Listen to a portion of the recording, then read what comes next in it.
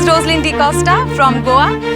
आज मैं आप सभी लोगों से कुछ फालतू की बकवास करने वाली हूँ and I don't know कि आप लोगों को मेरी बातें कितनी समझ में आने वाली है। वैसे मैं ये भी नहीं जानती कि आप लोग मेरी वीडियोस देखोगे भी या नहीं। Okay, let's start it. So, जिंदगी में सबसे ज़्यादा ज़रूरी क्या होता है? जिंदगी में सबसे ज़्यादा ज़रूरी है कि आप जिंदगी से क्या चाहते हैं, right? Like I have listed 101 things which I want in my life, and ऐसे भी बहुत सारी चीजें हैं which I don't want in my life. Like शादी, no way. शादी तो मैं 10 साल तक नहीं करने वाली, किसी भी सूरत में, क्योंकि मेरे विश लिस्ट में पहला नंबर है London. Yes, I want to settle in London. I want my own space, my independence. ये शादी, बच्चे, ऐसे typical life मुझे नहीं चाहिए. No way. Okay guys, so bye bye. हम सब जिंदगी में काफी सपने देखते हैं, काफी कुछ पा लेना चाहते हैं, लेकिन कई बार हकीकत कुछ और ही होती है. हकीकत वो शब्द जो अक्सर इन सपनों से काफी दूर हमसे उस मोड़ पे मिलता है जिसे हम कॉम्प्रोमाइज यानी समझौता कहते हैं. नमस्कार, मैं सोनाली कुलकर्णी क्राइम पेट्रोल सतर्क के इस नए अध्याय में आपका स्वागत करती हूँ. आज के इस एपिसोड में हम गोवा के रोजलिन डिकोस्टा की एक ऐसी कहानी देखेंगे जिसकी हकीकत उसके सपनों से बिल्कुल उल्टी थी, लेकिन उसने तय कर लिया था कि उसके सपनों तक जाने वाला रास्ता कितना लंबा क्यों न हो, वो उसे पार करेगी.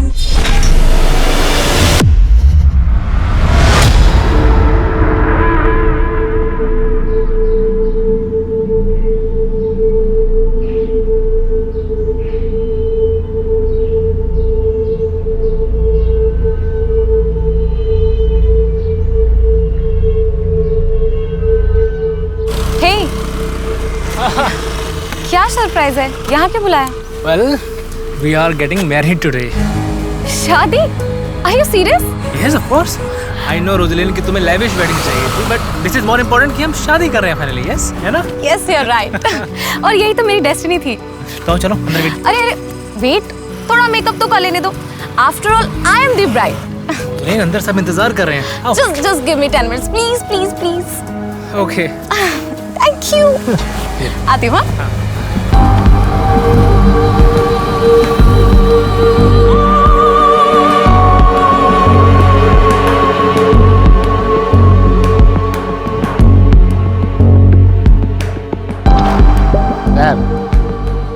दादा आपको बुला रहे.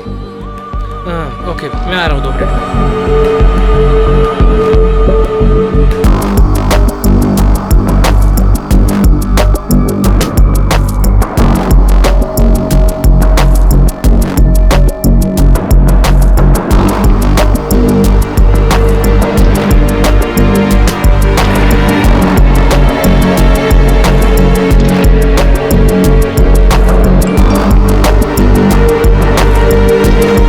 मैंने कहा था ना, I want to complete my 101 wishes. मेरे और मेरे सपनों के बीच और कोई नहीं आ सकता, कोई भी नहीं.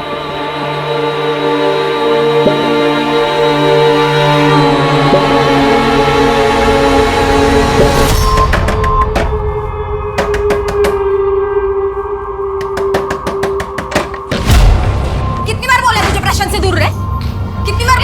कितनी बार बोले प्रशांत से दूर रहे? बिजनेस ट्रिप में तुझे साथ में सुलाता, इसका मतलब ये नहीं कि वो तुझसे शादी कर लेगा. तेरी नजर ना सिर्फ प्रशांत के पैसे और प्रॉपर्टी पे. पहले जाकर ना अपने पति को कंट्रोल में कर. अगर आज मैं चर्च से भागी नहीं होती ना, तेरे घर में तीसरे कमरे में मैं बैठी होती. समझ में आया ना तुझे? और अगर मुझे गलती से इंटरेस्ट आ गया ना उसमें, तो 2 दिन में तुझे लात मार के घर से बाहर निकाल देगा. समझ आया? क्या बनेगी तू? हाँ? अरे क्या कर रहे हो तुम लोग? अरे छोड़ो एक दूसरे को. रोजलिन क्या है? वाह, एक तरफ प्रशांत, दूसरी तरफ मुर्तजा. और कितने को कहाँ फंसा के रखा है? हाँ? और कितने आशिक है तेरे? माइंड योर टंग, वरना जबान खींच लोगे मैं तेरी. समझी? Mind your language. अगर मुझे अगली बार तेरे और प्रशांत के बारे में कुछ पता चला ना, तो याद रख, जिंदा लटका दूं.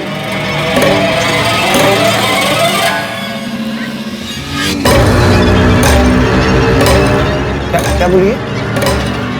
तुम्हारे और प्रशांत के बारे में तुम ये सब कर रही मेरे पीठ पीछे?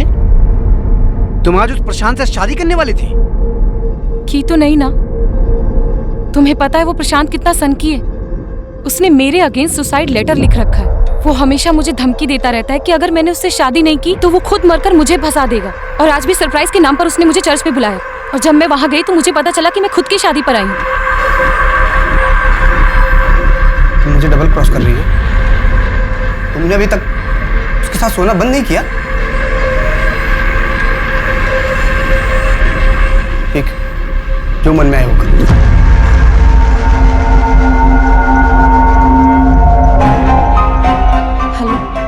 मम्मी, फरिया से बात कराना, कुछ ठीक नहीं लग रहा है। कौन बोल रहा है?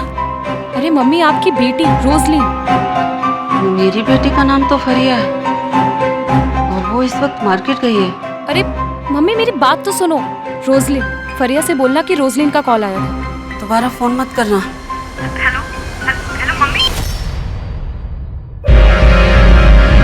शरद भाई, आप? दरवाजा बंद रखा करो, जमाना ठीक नहीं है। अच्छा, दरवाजा खुला था। 2 महीने का रेंट बाकी है और वो जो उधारी ली थी उसका EMI कब तक चुकाओगी? शरद भाई, बस 1-1.5 हफ्ते का और वक्त दे दीजिए, पैसे आते ही लौटा दो। सुना है कि तुम गोवा छोड़ के जा रही हो। हाँ, लेकिन आप टेंशन मत लीजिए, मैं आपके पैसे देकर जाऊंगी। मुझे किस बात की टेंशन है? तुम चली भी गई तो तुम्हारी मम्मी और बहन तो गोवा में रहने वाले हैं ना। शरद भाई, मैं आपको 2 हफ्ते बाद पैसे पहुंचा दूंगी। ठीक है।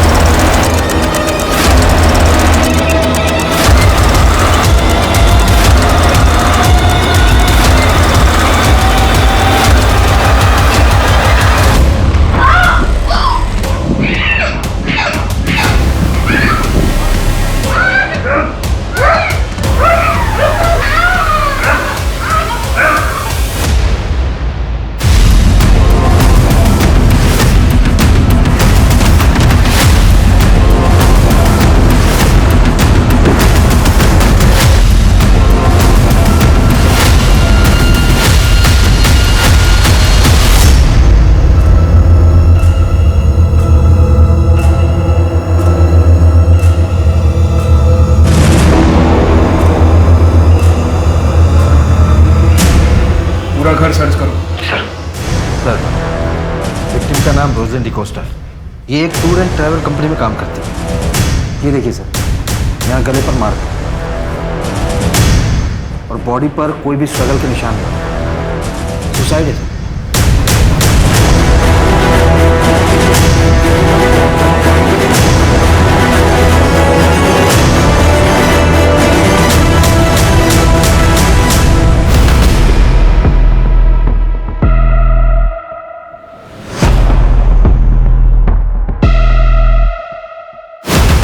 कोई फाउल प्ले? लगता नहीं है सर। दरवाज़ा अंदर से लॉक था, घर का कोई सामान भी बिखरा हुआ नहीं था, कैश ज्वेलरी कुछ भी नहीं थी सर। बस ये एक मोबाइल मिला है जो कि पासवर्ड प्रोटेक्टेड है। और कुछ पता चला? सर, पड़ोसियों ने बताया कि अक्सर इसके घर पर एक शख्स आता था, शायद वो उसका बॉयफ्रेंड था।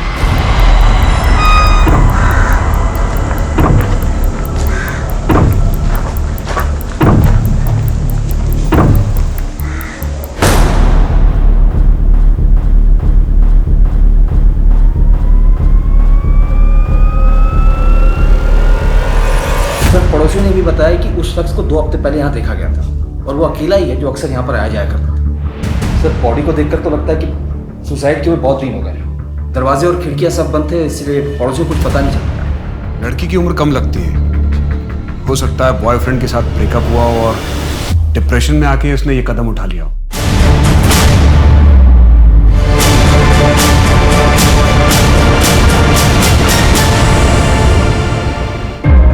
यही स्टूल सुसाइड के लिए इस्तेमाल हुआ?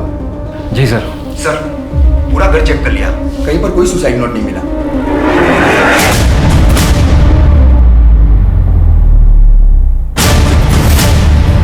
सर, ये तो किसी टी-शर्ट या शर्ट का बटन लगता है। बॉडी को पोस्टमार्टम के लिए भेज दो और ये बटन और विक्टिम का मोबाइल एनालिसिस के लिए भेजो। जी सर। सर रोजलिन डिकोस्टा को हमने पिछले महीने ही काम से निकाल दिया था। रीजन? काम पर उसका ध्यान नहीं था इसलिए। जब आप उससे आखिरी बार मिले थे तब वो क्या डिस्टर्ब थी, जैसे सुसाइडल टेंडेंसी या बॉयफ्रेंड के साथ ब्रेकअप? सर वो हमारे ऑफिस में बस एक एम्प्लॉय थी, उसकी पर्सनल लाइफ के बारे में हम बिल्कुल नहीं जानते, तो आई एम सॉरी। हमें रोजलिन डिकोस्टा के बारे में सारी इन्फॉर्मेशन चाहिए, उसका एड्रेस और alternate contact details. Sure sir.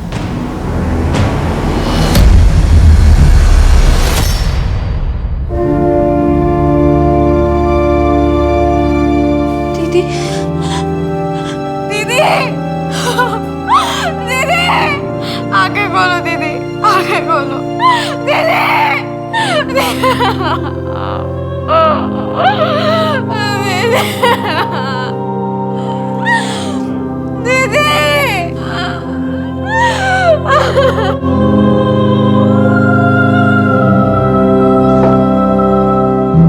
Sir मेरी मम्मी को अल्जाइमर है। दी काफी हफ्तों तक हमसे मिलने नहीं आ पाती थी और इसीलिए मम्मी भूल जाती थी कि उनकी दूसरी बेटी भी थी। आप लोग कहाँ रहते हैं? सर हम मापसा में रहते हैं और दी यही रेंट पे पणजी में रहती थी। आपको कोई आइडिया है कि रोजलिन ने सुसाइड क्यों किया? सुसाइड? सर मेरी दी सुसाइड क्यों करेंगी? दी के तो बहुत बड़े बड़े सपने थे। उन्हें लंदन जाना था हायर स्टडीज के लिए, एक बेटर करियर, एक बेटर लाइफ के लिए। सर मेरी दी सुसाइड कर ही नहीं सकती। फरिया, कुछ सपने फिल्मों से ज्यादा अनरियल होते हैं। उन सपनों के टूटने का शोर हर कान बर्दाश्त नहीं कर पाता।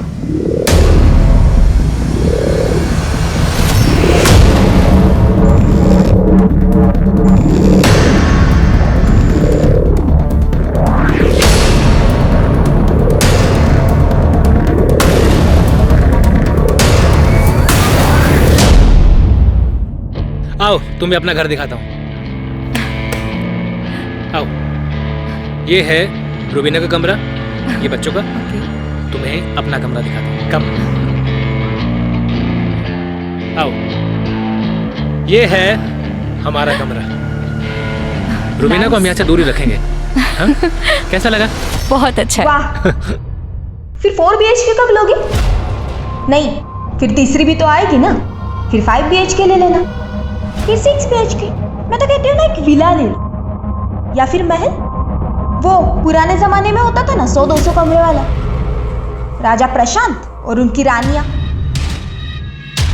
प्रशांत, मैं निकलती हूँ, कल ऑफिस में मिलूंगी।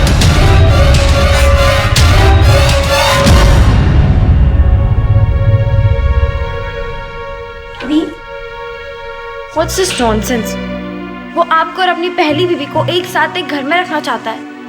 अरे आप वहाँ काम भी क्यों कर रही हैं? छोड़ दीजिए ना जॉब। फरिया, तू अभी बच्ची है, जिंदगी की प्रैक्टिकलिटी तुझे नहीं पता है। लाइफ में जीतने के लिए एक तरफ कॉम्प्रोमाइज करना ही पड़ता है, और लाइफ प्लानिंग से चलती है, कोई इमेजिनेशन से नहीं। दी ऐसे कॉम्प्रोमाइज से आप खुश हो? दी एक ही शहर में रहने के बावजूद हम कई हफ्तों तक, महीनों तक मिल नहीं पाते। और दी जरूरी थोड़ी है कि लाइफ में हमेशा कॉम्प्रोमाइज करना पड़े। प्लान्स चेंज भी तो हो सकते हैं ना। सर दी से 2 हफ्तों से मेरी बात नहीं हो पा रही थी, तो मुझे लगा कि शायद वो अपने बिजनेस ट्रिप में चली गई होंगी। लेकिन फिर उन्होंने मुझे फोन पे बताया कि वो नहीं जाएंगी, क्योंकि किसी ने उनको 25 लाख रुपए दिए थे। 25 लाख रुपए? किसने? कुछ नहीं, तुम्हें मिस कर रही थी। Love you, bye. अच्छा लव यू? हाँ, किससे बात हो रही थी? ओए मेरा फोन पहले मुझे बता, किससे आई लव यू बोलना चाह रहा था? नहीं, अरे नहीं, फोन नहीं। अच्छा वो बताओ ना। ओके ओके, बता रही हूँ। बहुत प्यार करता है मुझसे, बहुत जल्द मिलवाऊंगी भी तुझे उससे। ओके, लेकिन तब तक के लिए तो ये समझ ले कि तेरी दीदी बहुत जल्द लंदन में होगी। सच में? यस। लेकिन उससे पहले मुझे इंग्लिश एफिशिएंसी का टेस्ट देना होगा, वो मैं घर आने के बाद दे दूंगी। लेकिन उसके पहले मुझे एक कॉमन टेस्ट का फॉर्म भी भरना है। मतलब आप यही रहोगे? हाँ, लेकिन जब तक लंदन नहीं जाती तब तक कंपनी के कॉन्ट्रैक्ट की वजह से मैं इमीडिएटली जॉब नहीं छोड़ सकती। लेकिन उसके बाद तेरी दीदी फुर्र से उड़ जाएगी। शाहिद के बीच में रोजलिन की जिंदगी उलझी हुई थी। एक तरफ उसका बॉयफ्रेंड था और दूसरी तरफ अपने ही बॉस के साथ उसके नाजायज संबंध थे। अपनी जिम्मेदारियों और अपने सपनों के प्रेशर की वजह से उसने बॉयफ्रेंड के साथ झूठ बोलना पड़ता था। शायद इसी सब से तंग आकर रोजलिन ने सुसाइड कर लिया हो। सर मैं आपसे कह रही हूँ ना, मेरी दी सुसाइड कर ही नहीं सकती।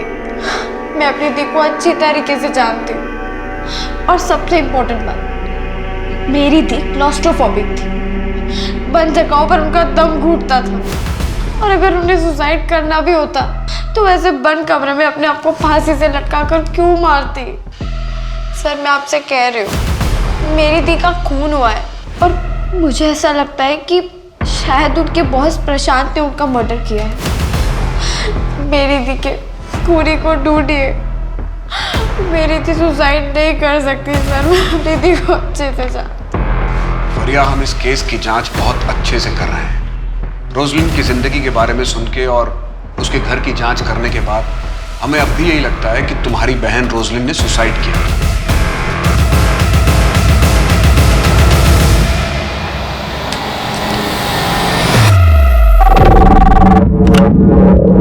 सर आप अपना स्टे एक्सटेंड कर रहे हो या चेकआउट कर रहे हो? हाँ, 2 दिन के लिए एक्सटेंड कर रहा हूँ।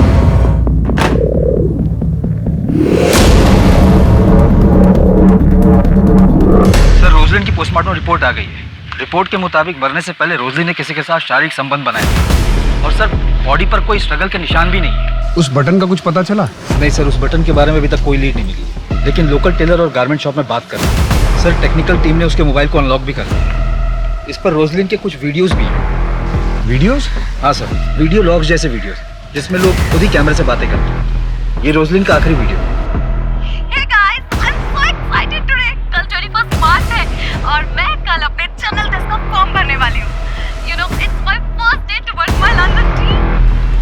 सर रोजलिन ने ये वीडियो 20 मार्च की शाम को बनाया था और रिपोर्ट के मुताबिक 20 मार्च की रात को डेथ हुई थी।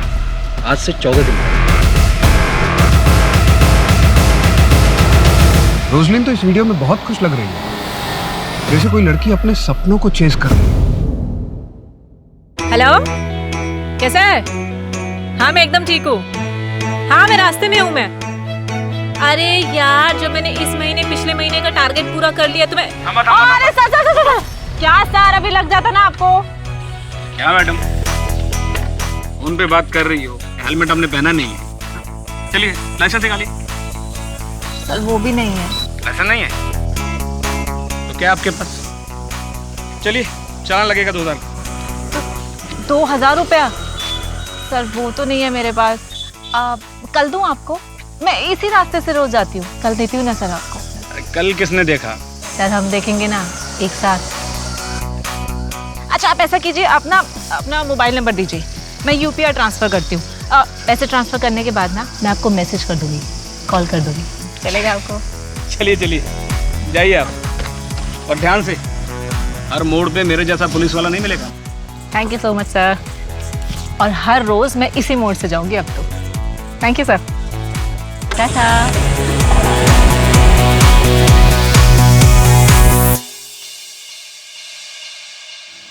तुझे कितनी बार कहा है स्कूटी चलाते वक्त फोन पे बात मत किया कर, समझ में नहीं आता तुझे?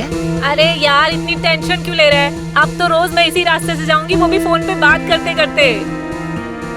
चल ठीक है, मैं फोन रखती हूँ, बस पहुँचने वाली हूँ। तू भी ना सुधरेगी नहीं।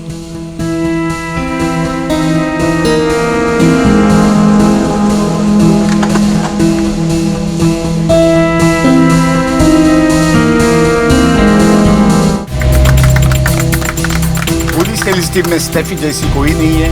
हर सक्सेस रिपोर्ट इज 90%। हम सबको इससे सीखना चाहिए।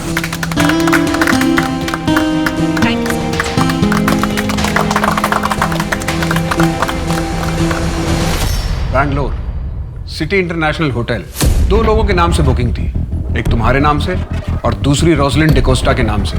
तुमने तो कहा था कि तुमने 1 महीने पहले उसे नौकरी से निकाल दिया था। सर ये रोजलिन की पुरानी डील थी, इसीलिए उसे भी साथ जाना था। मैंने उसे फ़ोन किया, उसका नंबर स्विच ऑफ था।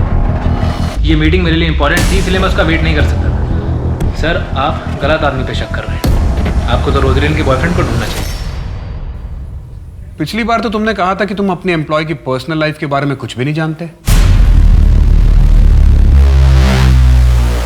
सर उसने मुझे डबल क्रॉस किया था। मैं शादी करना चाहता था उसके साथ, लेकिन वो मेरे और मुर्तज़ा हम दोनों के साथ सोती थी। हम दोनों का यूज़ किया था उसने। इसीलिए तुमने उसे इतना टॉर्चर किया कि परेशान होकर अंत में उसने खुदकुशी कर ली।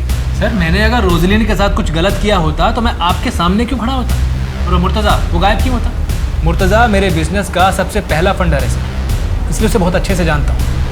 जिस दिन से रोजलिन गायब हुई उसी दिन से मुर्तज़ा भी गायब है। सर अब ये कोई कोइंसिडेंस तो नहीं हो सकता ना? जिस दिन रोजलिन ने सुसाइड किया 20 मार्च, उस दिन तुम उससे नहीं मिले थे? जी नहीं सर, वो धोखेबाज है। एक बार पहले भी चर्च के बाहर से धोखा देके भाग चुकी है। इसका डीएनए लो। रोजलिन की बॉडी से मिले सीमेन सैंपल से इसका डीएनए मैच करो। भागने की कोशिश मत करना, और शहर छोड़कर जाने की तो बिल्कुल भी नहीं।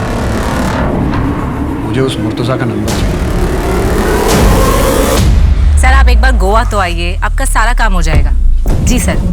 हाँ मैं आपकी कॉल का वेट करूँगी। Thank you. हाँ थैंक यू सर, बाय। ये गायकवाड़ को क्या गोली दी तूने? किसी से क्रैक नहीं हो रहा था, और तूने एक दिन में उसकी डील उड़ा दी।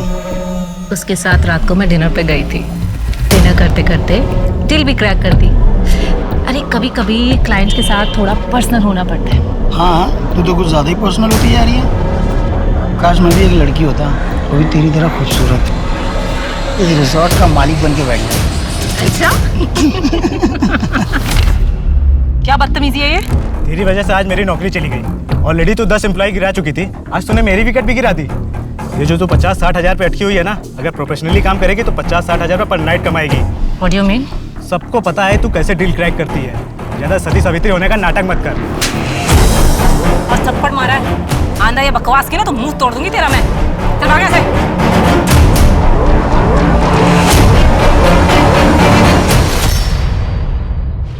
सर ये आपसे मिलना चाहते हैं। फरिया, आपको बार बार यहाँ आने की जरूरत नहीं है। आप माइनर हो, आप अपने साथ अपनी मम्मी को भी परेशान कर रहे हो। सर मैं अपनी मम्मी को घर पे अकेला नहीं छोड़ सकती। बेटा कुछ पता चलेगा तो हम सामने से आपको इन्फॉर्म करेंगे। सर कैसे पता चलेगा जब आप एक मर्डर को सुसाइड मान के बैठे? बेटा जस्ट ट्रस्ट मी, हम इस केस की जांच बहुत अच्छे से कर रहे हैं। अब आप घर जाओ। सर प्लीज थोड़ा जल्दी कीजिए। आजकल के बच्चे सुसाइड करने से पहले ये नहीं सोचते कि उनके जाने के बाद उनकी फैमिली का क्या होगा। सर ये रोजलिन की बैंक अकाउंट डिटेल्स है। उसके अकाउंट में 25 लाख रुपए मुर्तुजा शेख ने डाले थे, और वो उसके फ्लैट का रेंट भी पे करता था। सर मुर्तुजा की ये फोटो बैंक से मैंने निकलवाई है। जब रोजलिन के पड़ोसियों को दिखाई तो उन्होंने इसे पहचान लिया। ये वही शख्स है जो रोजलिन के घर पर अक्सर जाया करता था, और उसके फ्लैट की चाबी भी इसके पास थी। जिस रात रोजलिन की मौत हुई उसी रात इसका फ़ोन भी बंद हो गया, और इसने अगले दिन 20 लाख रुपए अपने अकाउंट से निकालकर अपने अकाउंट को खाली कर दिया। ये शख्स अब कहाँ है, अब किसी को कुछ पता नहीं। प्रशांत का डीएनए मैच हुआ? सर अभी तक रिपोर्ट नहीं आई है। इस मुर्तजा से 25 लाख रुपए लेने के बाद रोजलिन एक फाइनल बिजनेस ट्रिप पे जाने वाली थी। हो सकता है ये बात मुर्तजा को पसंद ना आई हो और दोनों के बीच में झगड़ा हुआ हो। लेकिन ऐसा क्या हुआ जिसकी वजह से रोजलिन ने सुसाइड कर लिया? एक काम करते हैं, रोजलिन के घर को री-इन्वेस्टिगेट करते हैं। शायद हम कुछ मिस कर रहे हैं। रोजलिन की उम्र 24 साल की थी। यूजुअली ऐसी लड़कियों को आर्टिफिशियल ज्वेलरी बहुत पसंद होती है, रोजलिन को भी रही होती है। लेकिन हमें पूरे घर में सर्च के दौरान कोई ज्वेलरी नहीं मिली, ना ही कोई सुसाइड नोट। दिनेश जरा उसका वीडियो दिखाना, शायद उसमें उसने आर्टिफिशियल ईयररिंग पहने थे। हाँ ये ईयररिंग भी हमें घर में नहीं मिली, ना ही उसकी डेड बॉडी पर।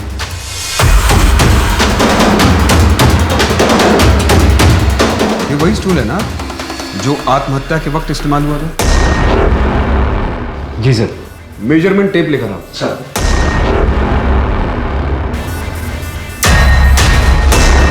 दिनेश इस स्टूल की हाइट नापो। जी sir. Sir 1.2 feet. Stool 1.2 feet, Roslyn की हाइट 5.3 फीट। इस फैन से ग्राउंड की दूरी नापो।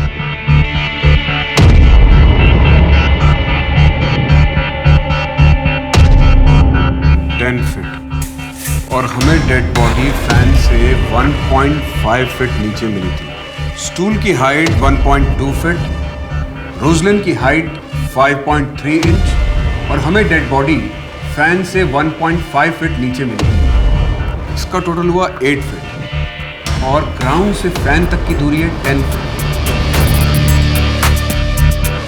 इसका मतलब रोजलिन खुद अपने आप को फांसी लगा ही नहीं सकती। कहीं ऐसा तो नहीं कि उसकी बहन फरिया सच बोल रही है, उसने सुसाइड नहीं किया, उसका मर्डर हुआ है। हो सकता है किसी ने उसके साथ बलात्कार किया और उसके बाद पंखे से लटकाकर उसे मार डाला।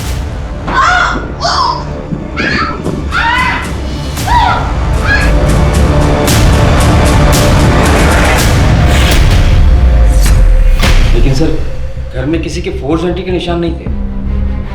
हो सकता है हत्यारा रोजलिन की जान पहचान वाला हो, जिसके लिए रोजलिन ने आसानी से दरवाजा खोल दिया। शायद उसका वो बॉस या फिर वो उसका बॉयफ्रेंड जिसके पास हर वक्त एक चाबी रहती है।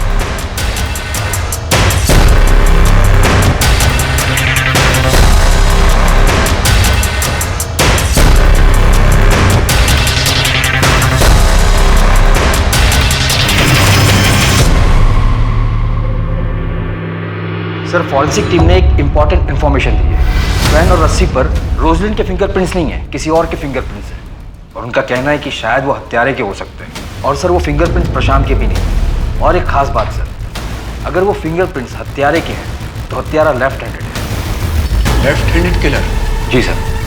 सर जैसे कि रस्सी है और मैं राइट हैंडेड हूँ, अगर मैं रस्सी को यूं पकड़कर इस तरीके से ऊपर की तरफ खींचता हूँ तो यहाँ फिंगरप्रिंट्स आएंगे।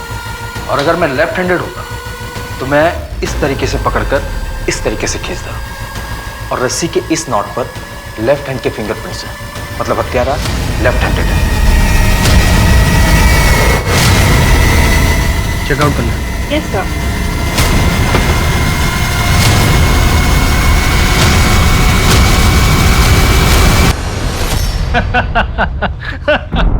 हाँ हाँ जल्दी मिलते हैं। तुम ना स्ट्रेस बहुत जल्दी ले लेती हो। अच्छा कल मिलते हैं। ओके? किससे बात कर रहे हो? रोजलिन नहीं तो तीसरी पकड़ लिया। बाद में बात करता हूँ। अगर तुम मुझसे अच्छे से बात करती है ना तो आज मुझे किसी और से बात करने की जरूरत नहीं पड़ती। रोजलिन की डेथ की रात तुम बैंगलोर ट्रिप के लिए निकले थे? जी, ये मैं आपको पहले भी बता चुका हूँ। तुम्हारी रात 2 बजे की फ्लाइट थी। हाँ तो तुम्हारी वाइफ रुबीना ने बताया कि तुम घर से रात 9 बजे निकले थे, 5 घंटा पहले। इतना वक्त तो इंटरनेशनल फ्लाइट के लिए भी नहीं चाहिए होता। तुम रोजलिन के घर गए थे? सर मेरा उस दिन रुबीना से झगड़ा हो गया था, इसलिए मैं घर से जल्दी चला गया था। ये एयरपोर्ट से पहले तुम्हारा लोकेशन रोजलिन का घर। अब सच बोलना, वरना वो हाल करूंगा कि झूठ बोलने लायक नहीं रहोगे। रोजलिन, तुम तैयार नहीं अभी तक? लेट हो रहे हैं बेंगलोर जाना ट्रिप के लिए। मैंने कहा था ना, मैं नहीं जाऊंगी। रोजलिन, तुम अच्छे से जानती हो कि मुझे इस ट्रिप पर तुम्हारी बहुत जरूरत है। तुम मुझे प्रेजेंटेशन तो देने नहीं देते, अपने काम के लिए लेकर जाते हो। मैं नहीं जाऊंगी। रोजलिन, तुम ऐसा नहीं कर सकती हो। You know that I can't live without you. तो पहले अपनी बीवी को डाइवोर्स दो, उसके बाद मेरे पास आना। नाउ प्लीज गेट आउट, वरना मैं शोर मचाऊंगा।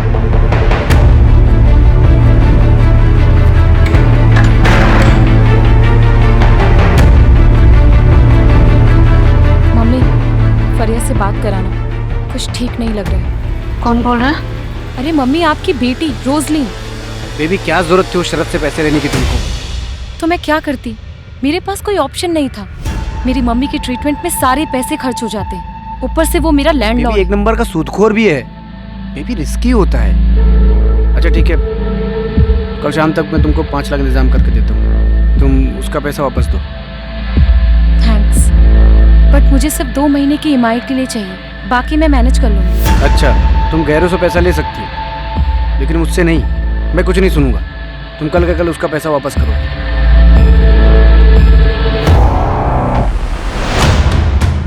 ये तो कलर जेरोक्स आधार कार्ड है, ओरिजिनल कहाँ है? ओरिजिनल क्यों चाहिए? होटल में भी केवाईसी होने लगा क्या? कैश पेमेंट दे रहा हूँ ना। ठीक है, 2004 पे जाइए।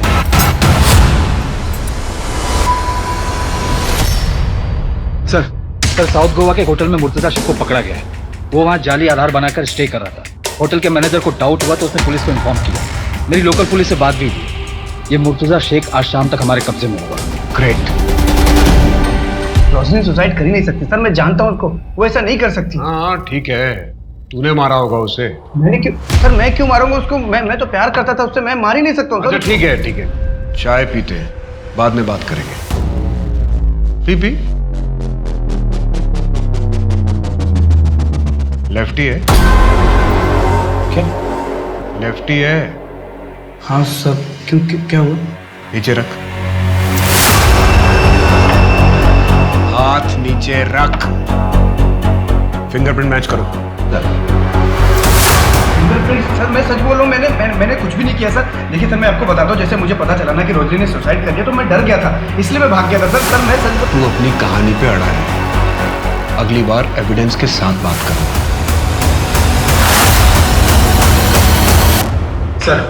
सर मुर्तुजा के फिंगरप्रिंट्स कातिल के फिंगरप्रिंट से मैच नहीं हुए।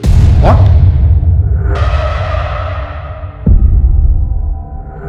कहीं ऐसा तो नहीं है कि अब तक इस केस में हम उल्टी दिशा में इन्वेस्टिगेशन कर रहे थे? अब तक इस केस में हम पर्सनल मोटिव तलाशने की कोशिश कर रहे थे। ऐसा भी तो हो सकता है कि रोजलिन एक रैंडम टारगेट हो। सर, कोई पेशावर मुजरिम? बिल्कुल हो सकता है कोई मुजरिम लूटपाट के इरादे से घर में घुसा हो और उसे रोजलिन मिल गई। एक काम करते हैं, एक लिस्ट तैयार करते हैं ऐसे पेशेवर मुजरिमों की जो लेफ्ट हैंडेड हो और जिन्होंने विक्टिम को मारने से पहले उनका रेप किया।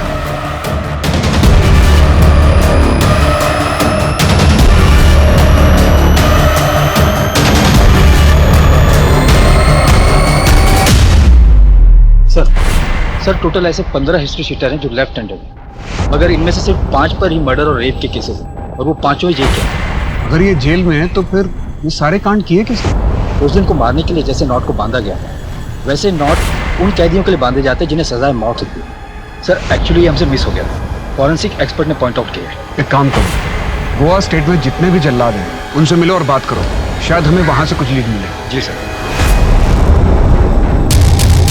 आपके जेल में कोई लेफ्ट हैंडेड मुजरिम था जो रेप और मर्डर के चार्जेस में अंदर था और शायद उसे फांसी का नॉट भी बांधना आता हो? नहीं।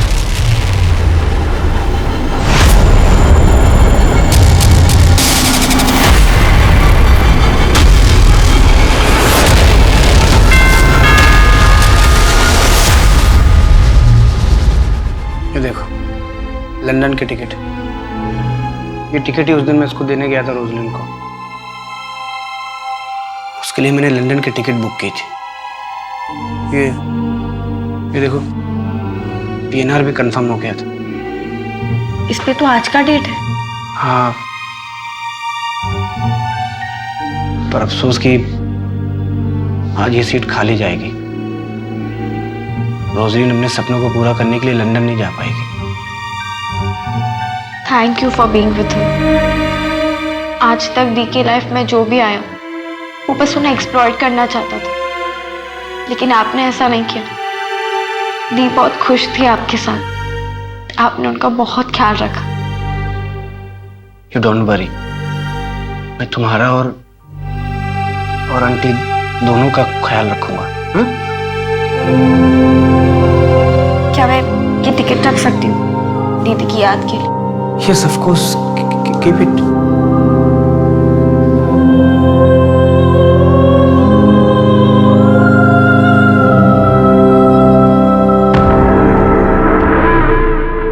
यार जब भी मेरे पापा मेरे को कॉल करते हैं ना, एक ही चीज बोलते हैं कि चुपचाप चिपलू ना जा।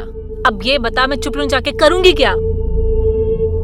जितना कमा रही हूँ गोवा में उतना कर सकती हूँ वहां पे काम? बिल्कुल भी नहीं। और वैसे भी मुझे अपनी सिस्टर को ना अच्छे कॉलेज में डालना है, और तुझे तो पता ही है कि MBBS का कितना डोनेशन देना पड़ता है।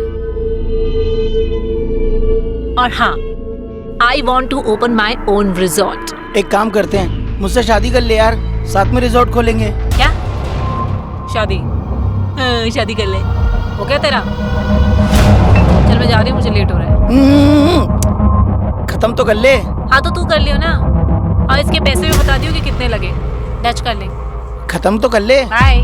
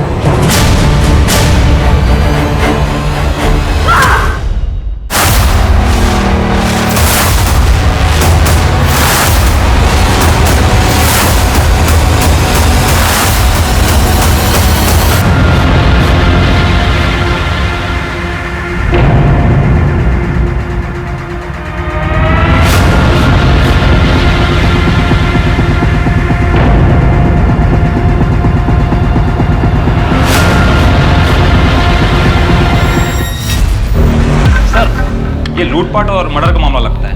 हाँ, बैग से भी कुछ ज्वेलरी और कैश निकाले गए। फॉरेंसिक वाले को कहना है कि किलर लेफ्ट हैंडेड था। सर वो लोग इतने कंफर्म कैसे हैं? बैग की चैन पर अंगूठे का निशान दाहिनी तरफ। अगर इसे दाहिने हाथ से खोला गया होता तो चैन पर निशान बाईं तरफ होता। इसी से फॉरेंसिक वालों ने अंदाजा लगाया। स्टेफी लेफ्ट हैंडेड थी? नो सर, राइट हैंडेड थी। इस बयान पे साइन करो।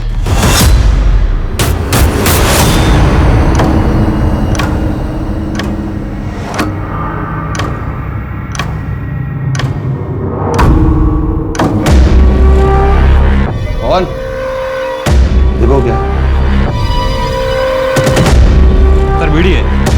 बॉडी को पोस्टमार्टम के लिए भेजो और इसे फॉरेंसिक लैब में, और पता करो इस बीड़ी पे कौन से थंब के निशान हैं। और जितने भी स्टेफी के करीबी हैं उन सबके सैंपल कलेक्ट करो। मुझे लग रहा है कि शायद इसका रेप भी हुआ है। सचिन और स्टेफी के जानने वालों में से किसी के भी सैंपल मैच नहीं हो रहे।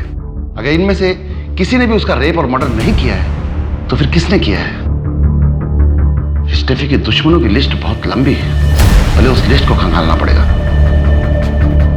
उसके कलीग्स उससे बहुत खफा थे।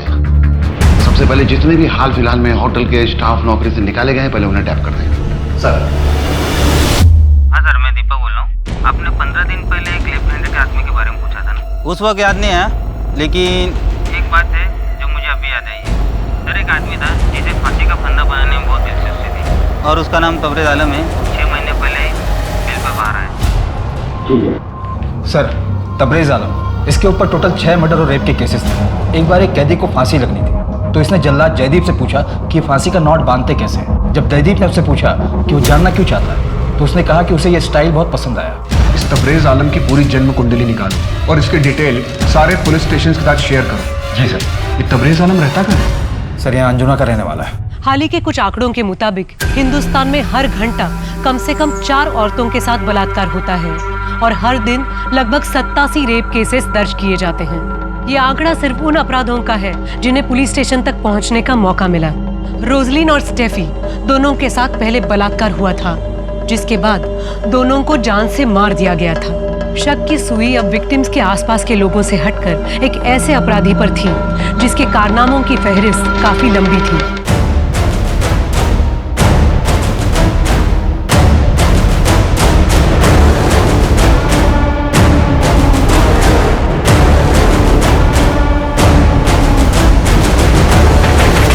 तुम्हारा पति तबरेज आलम यहाँ आखिरी बार घर पर कब आया था?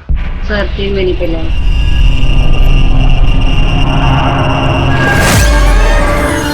आप कब आए? कब से तुझे सोता देख रहा हूँ। मैं लूटने का इंतजार कर रहा था। बहुत इंतजार कर रहा है तूने। ऐसा लगा कि हमेशा के लिए सुला दूँ। मजाक कर रहा हूँ। तू मायके क्यों नहीं गई? बोला था ना तुझे मायके चले जाने के लिए। यहाँ तेरा रहना ठीक नहीं है। हाँ? घर में अकेले रहती है। अगर कोई सन की घर में घुस जाए, तेरा रेप कर दे और तुझे मार दे तो? आप जेल से कब छूटे? अरे पागल है साले, किसी और की जगह मुझे पकड़ के ले गए थे। तू सो जा, मैं आता जाता रहूंगा। वो साजिद के साथ मैंने नया धंधा शुरू किया है, उसी काम से बाहर जा रहा हूँ। सर घर को सर्च कर रहा था तो ये शर्ट मिली, इसकी एक बटन मिसिंग।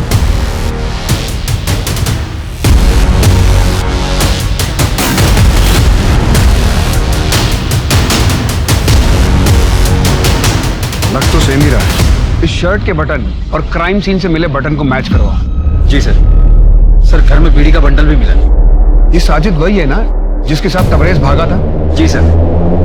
आपने जो फिंगरप्रिंट की रिपोर्ट भेजी थी वो हमारे क्राइम सीन से मैच करती है। हमें अपने क्राइम सीन पे जो बीड़ी का टुकड़ा मिला था वैसा ही बीड़ी का टुकड़ा आपको तबरेज के घर पे मिला है। इन दोनों केस में एक्यूज सेम। सर हम बस साजिद के टिप का ही वेट कर रहे हैं। मुझे अभी भी उसकी टिप मिली। ठीक है सर, हम अभी निकलते हैं।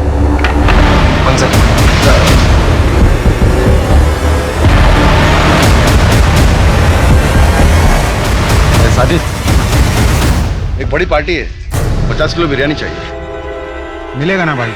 किधर डिलीवरी करना है? गोवा जेल में, जहाँ से तू भागा था।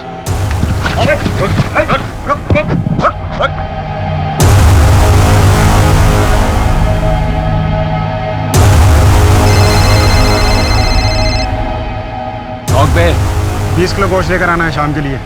लेकिन दुकान तो चल रही है नहीं, रोज 5 किलो गोश्त फेंकना पड़ता है। अरे मैं तो कहता हूँ 10 किलो में काम चल जाएगा। 50 किलो दम बिरयानी का ऑर्डर है, लेकिन जल्दी लेकर आना, मसाला तैयार है। आता हूँ।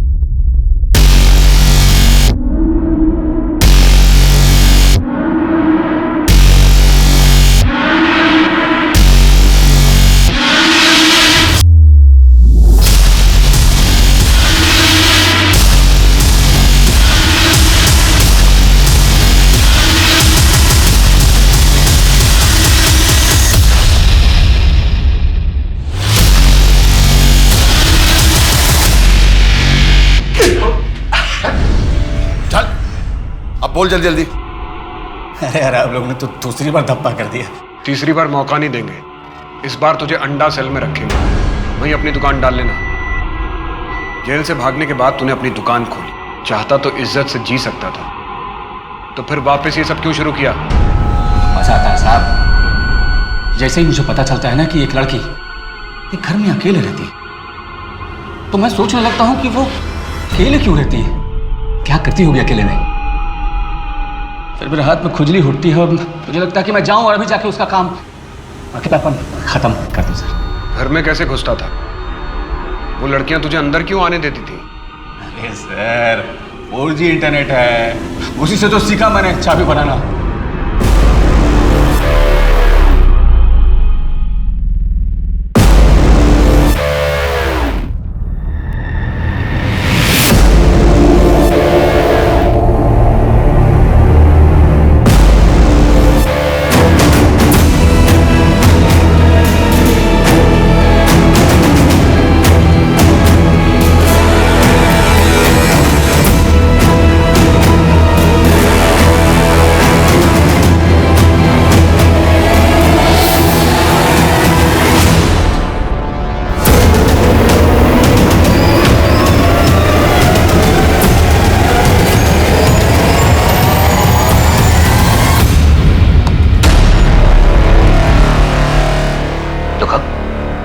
लो ना, 4 घंटे धीमी आंच पर पकाया है, स्पेशल दम बिरयानी। खाओ। अरे मुंह तो लगा लो।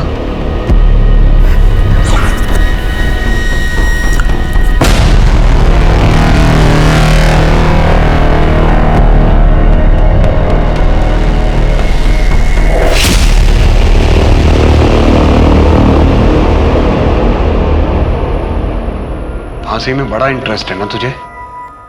अगली बार अपने गले में देख लेना।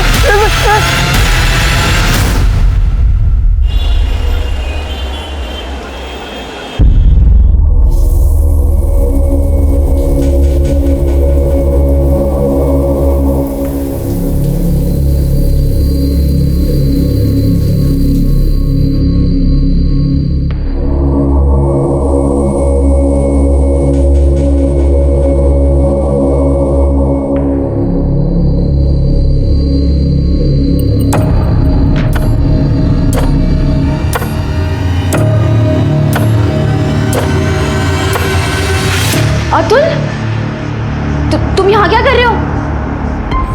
अरे तुम्हें शर्म नहीं आ रही क्या? मैं तुम्हारे दोस्त की बहन हूँ। अरे नहीं, मुझे लगा ये प्रवीण का कमरा है इसलिए मैं। अच्छा, बेवकूफ समझ के रखा है मुझे? हाँ, तुम्हें पता नहीं दादा का कमरा कौन सा है? छूना क्यों? छुओ मत मुझे, दूर रहो मुझसे, दूर रहो मुझसे। क्या हुआ? दादा मैं कपड़े चेंज कर रही थी और ये अतुल मुझे वहां से झांक झांक के देख रहा था। मोनिका, तुम्हें ठीक से दरवाजा लगाना चाहिए था ना। दादा मोनिका देखो, इस पे गुस्सा होने की जरूरत नहीं है। अरे होने वाला पति है तुम्हारा, और वैसे भी नेक्स्ट ईयर इसके साथ शादी होने वाली तुम्हारी। एक मिनट, नेक्स्ट ईयर क्या? मेरी इससे शादी नेक्स्ट जन्म में भी नहीं हो सकती। मोनिका दादा प्लीज आ। मोनिका, मोनिका मेरी बात।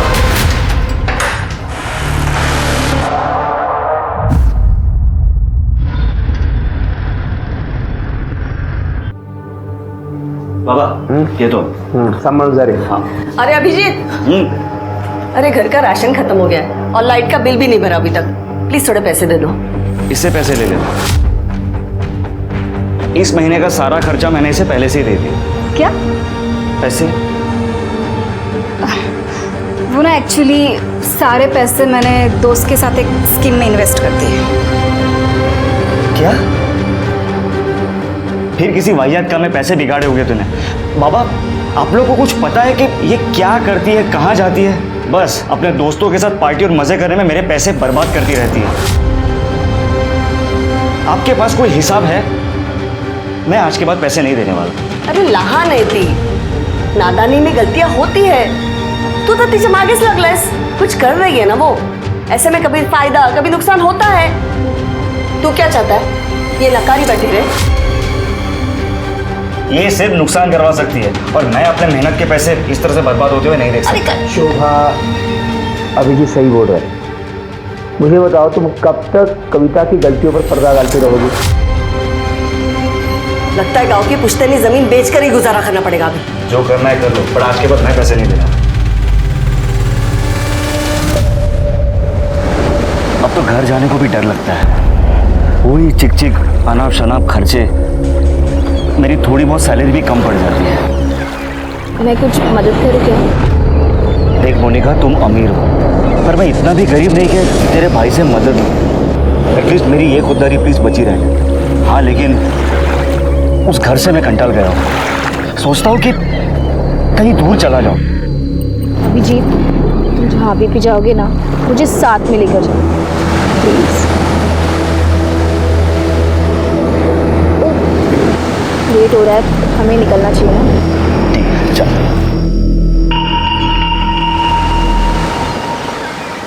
हेलो, तुम्हारे भाई को पता है क्या? उसी के दोस्त के साथ तुम्हारा चक्कर चल रहा है? नहीं, दादा को कुछ नहीं पता। लेकिन अगर तुमने उनकी कान भरने की कोशिश की ना, तो तुम्हारी ये शक्ल मार मार के बिगाड़ दूंगी मैं। चलो अभी।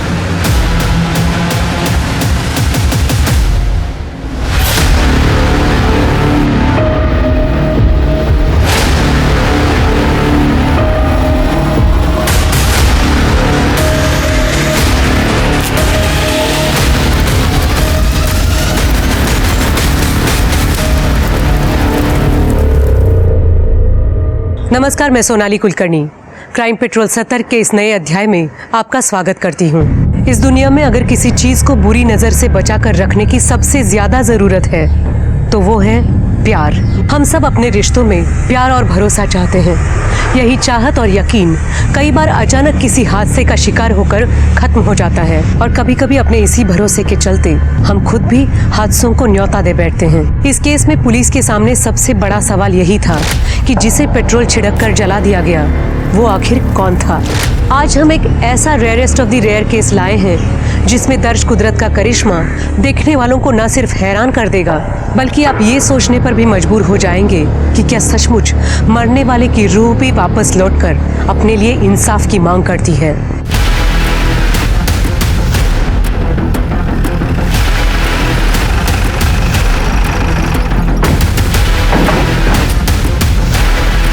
किधर है?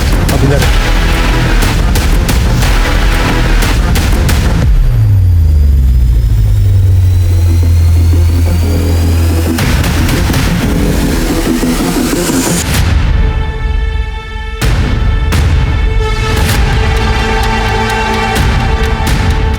लाश पूरी तरह जल चुकी है। इस तरह तो इसकी पहचान करना मुश्किल हो जाएगा। पेट्रोल की स्मेल आ रही है। कर ले, बगा जरा। सर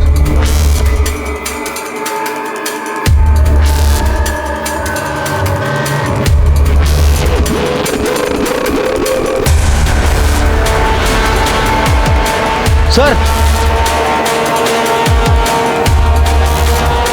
सर ये कैन मिला है और इसमें थोड़ा पेट्रोल भी बचा है। शिरके, फॉरेंसिक टीम को बुलाओ और हाईवे पे जितने पेट्रोल पंप्स हैं सबका सीसीटीवी फुटेज निकलवाओ। हो सकता है वहीं से कुछ मिल जाए। बघा जरा अजून काय सापडतंय का? सर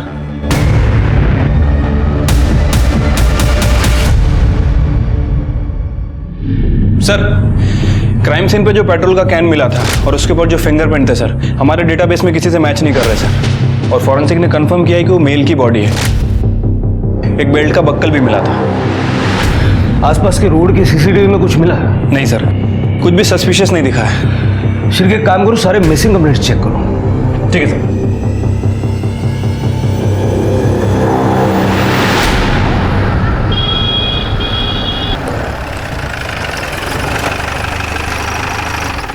सर, जो डेड बॉडी हमें मिली थी उसकी पीएम रिपोर्ट आ गई सर। सर, उसकी उम्र तकरीबन 25 से 30 साल के आसपास है। सर, उसकी मौत 14 जनवरी को शाम को 4 बजे से 6 बजे के बीच में हुई है और मौत की वजह इलेक्ट्रिक शॉक बताई जा रही है। मतलब पेट्रोल डाल के जलाने से पहले उसकी मौत हो चुकी थी? Right sir. उसके चेहरे पे काफ़ी फ्रैक्चर भी है सर, मतलब वो मुंह के बल गिरा था। लेकिन सर, उसके स्कल पे फ्रैक्चर क्यों है? अगर वो मुंह के बल गिरा था तो उसके सर के पीछे कैसे चोट लगी? और वैसे भी उसकी लाश हमें भारती नगर में मिली, जहाँ इलेक्ट्रिक शॉक लगने जैसा कुछ नहीं है। तो इसका मतलब है कि लाश को डिस्ट्रॉय करने के लिए वहाँ ले जाया गया था। वैसे सर, इस बॉडी की किडनी भी गायब है। किडनी स्कैंडल भी हो सकता है। पिछले महीने हमने एक किडनी रैकेट पकड़ा था। काम करो शिरके, लाश के डीएनए सैंपल लेके जितने भी मिसिंग कंप्लेंट्स हैं ना, सबके रिलेटिव्स के डीएनए सैंपल्स लेके मैच करके देखो। हो सकता है इसकी पहचान करने में आसानी हो जाए। लेकिन सर, ऐसे बहुत सारे कंप्लेंट्स हमारे पास है और ये बॉडी उसी में से किसी की है, ये पता लगाने में बहुत टाइम लग जाएगा। लेकिन डीएनए मैच हुए बिना पहचान करना भी मुश्किल होगा। हो सकता है एक और किडनी रैकेट का पर्दाफाश हो जाए। ठीक है सर।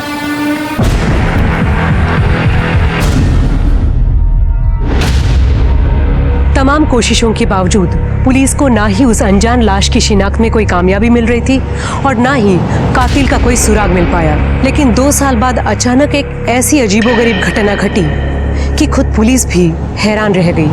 वो ऐसा वाकया था जिस पे भरोसा करना मुश्किल था, लेकिन कई बार वो होता है जिसकी कल्पना हम सपने में भी नहीं कर पाते।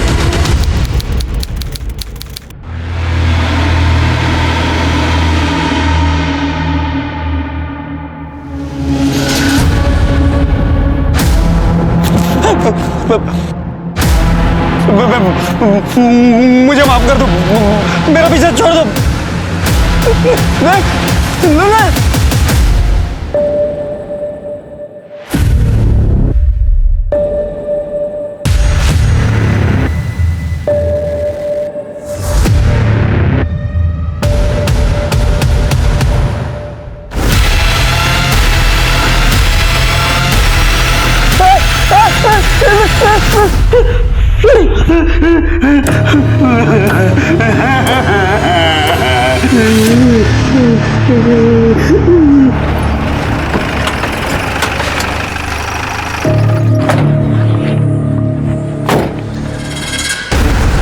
क्या रे साहब, भूत पीछे पड़ा है मेरे।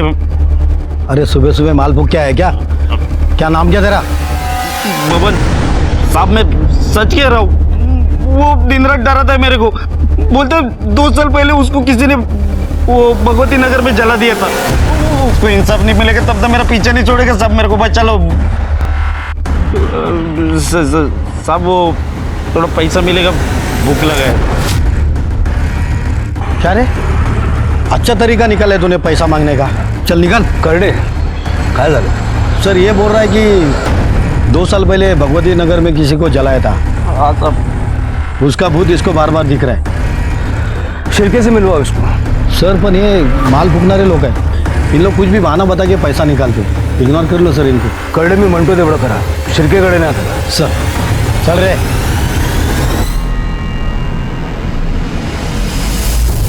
सर सर 2 साल पहले भगवती नगर में कोई जली हुई लाश नहीं मिली थी।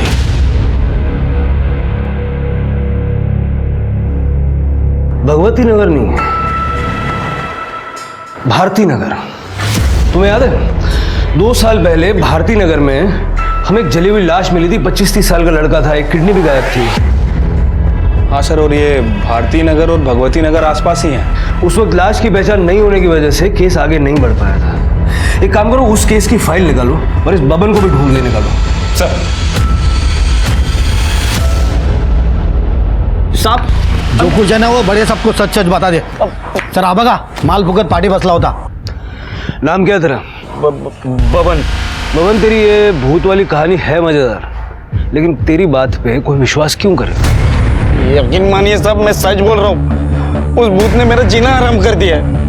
वो नशा भी कितना भी कर लूं, फिर भी वो सपने में आ ही जाता है। क्या बोलता है? मुझे इंसाफ दिला दो, या और आगे भी कुछ बोलता वो? मतलब वो आके डराता है मेरे को साहब।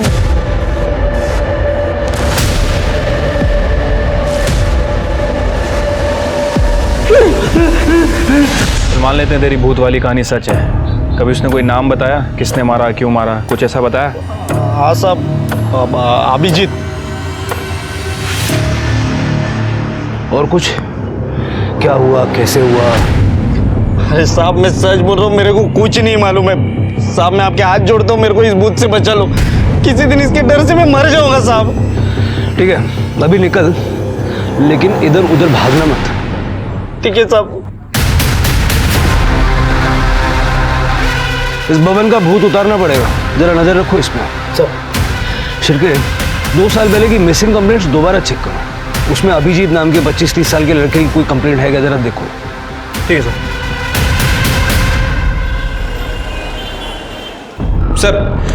सर 2 साल पहले अभिजीत नाम के लड़कों की 4 मिसिंग कंप्लेंट दर्ज हुई थी सर। उसमें से 2 की उम्र महज 10 से 15 साल है और बाकी के 2 की उम्र 40 से 60 साल।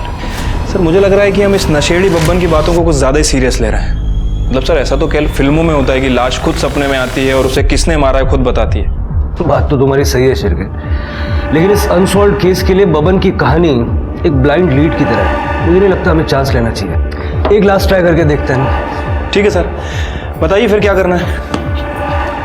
एक काम करो, भारती नगर में जहां हमें वो जली हुई लाश मिली थी ना, उसके 25 किलोमीटर के रेडियस में 25 से 30 साल की उम्र के अभिजीत नाम के जितने भी लोग हैं सबकी एक लिस्ट बनाओ। देखो उनमें से कोई मिसिंग है क्या। Okay sir. इतनी चक्कर क्यों डालते हैं?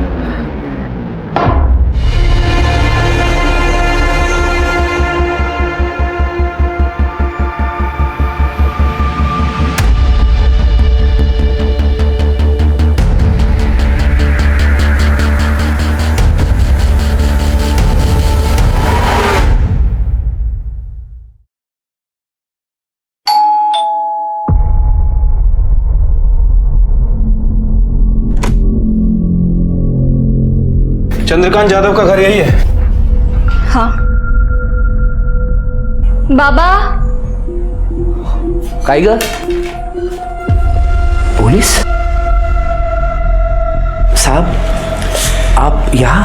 घबराइए मत, हम लोग बस जनरल इंक्वायरी के लिए आए हैं। अभिजीत नाम का लड़का यहीं रहता है? रहता था साहब। अभिजीत मेरा बेटा है, लेकिन 2 साल पहले वो घर छोड़कर चला गया है। वो अभी तक नहीं लौटा है। 2 साल पहले आपका बेटा घर छोड़ के चला गया और आप लोगों ने कोई मिसिंग कंप्लेंट ही नहीं की? क्या कंप्लेंट करते साहब, वो खुद घर छोड़कर चला गया। फिर उसने एक मैसेज भी लिखा कि वो नहीं आएगा वापस। हमारा और उसका संबंध खत्म। उसके बाद हमने उसका फ़ोन भी ट्राई किया, लेकिन हमेशा बंद ही आया। साहब एक मिनट रुकिए।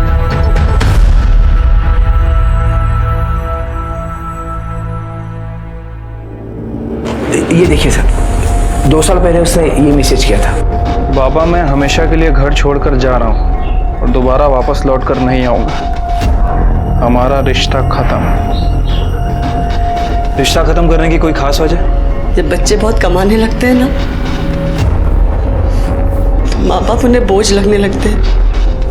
वो हमारी जिम्मेदारी नहीं लेना चाहता था।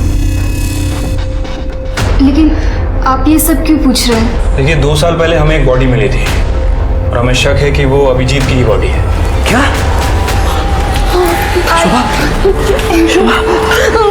क्या बोलते हैं? रो मत। हो सकता है वो हमारा अभिजीत नहीं होगा।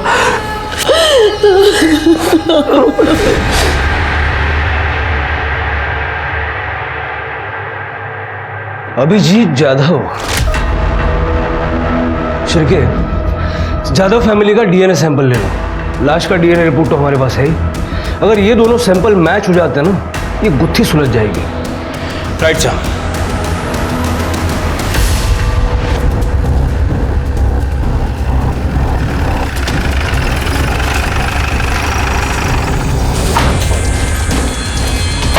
कहाँ जा रहे हैं आप लोग?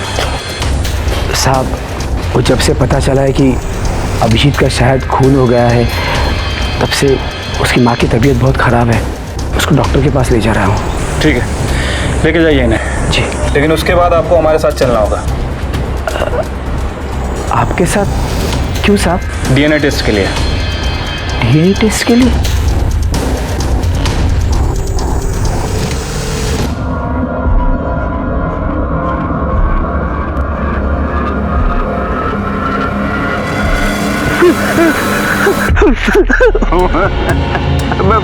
मुझे माफ कर दो, मेरा पीछा छोड़ दो। मैं जितना कर सकता था मैंने कर दिया है। अब इससे ज्यादा मैं पुलिस के सामने मुंह खोलूंगा तो खुद मुसीबत में फंस जाऊंगा।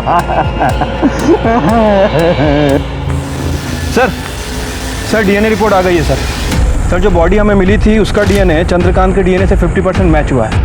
मतलब सर कंफर्म है कि वो बॉडी चंद्रकांत के बेटे अभिजीत की है। इस बबन का नशा उतारने का टाइम आ गया।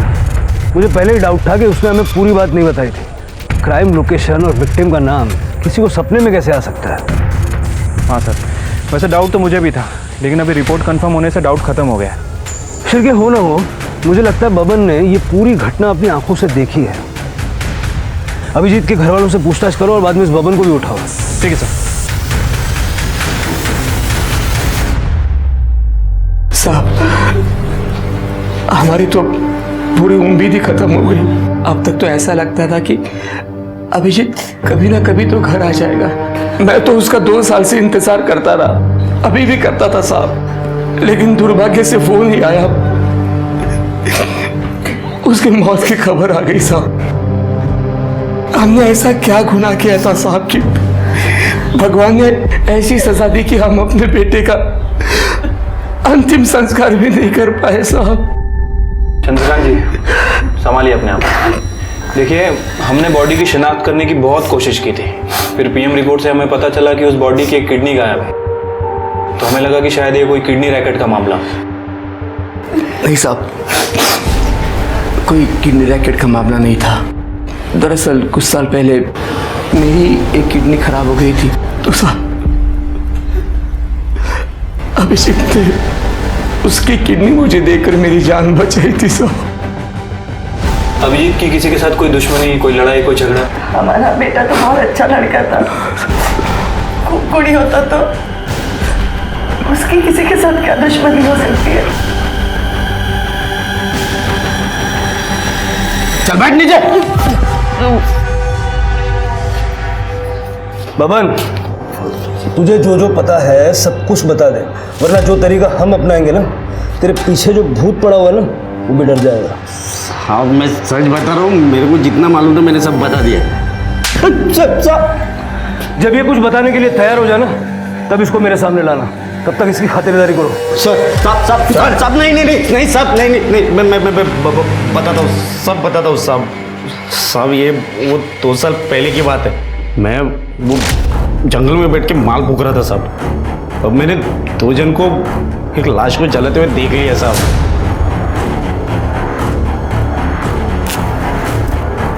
मैंने झाड़ियों में छुपकर सब कुछ देख लिया था।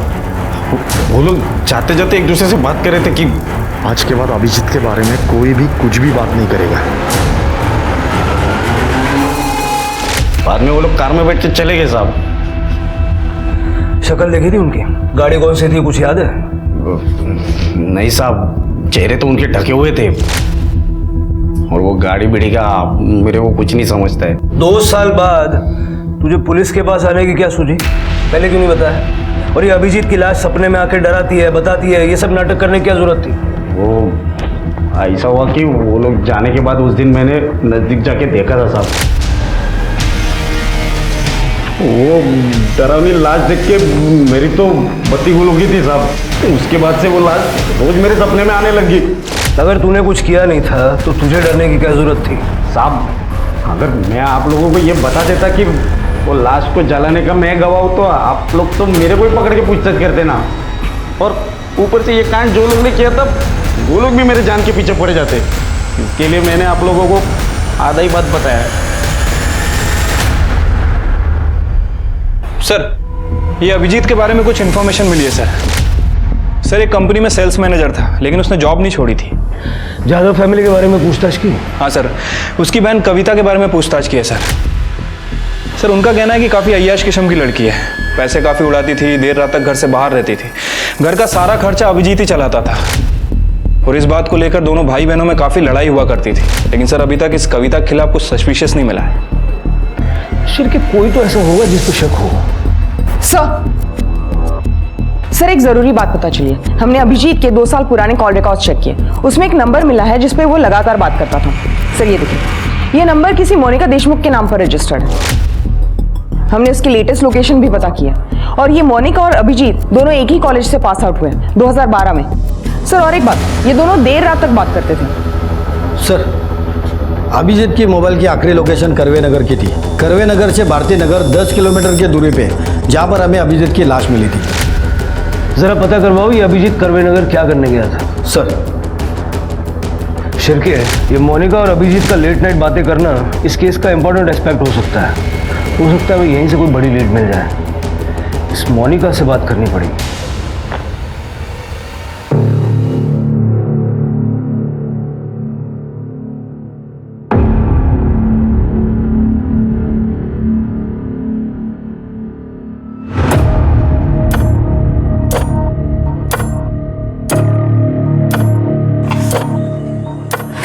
अतुल प्लीज,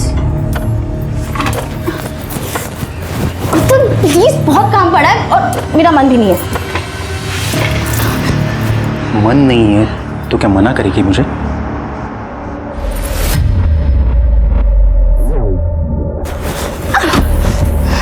तेरी ये हिम्मत? क्यों करते रहते हो अतुल रोज रोज? क्या बिगाड़ा है मैं तुम्हारा? चल अब ये हुलिया ठीक कर ले।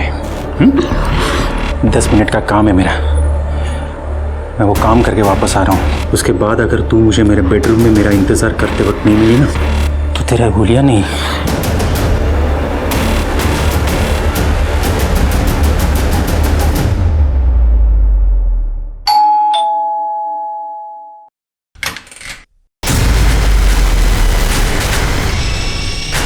जी आप लोग?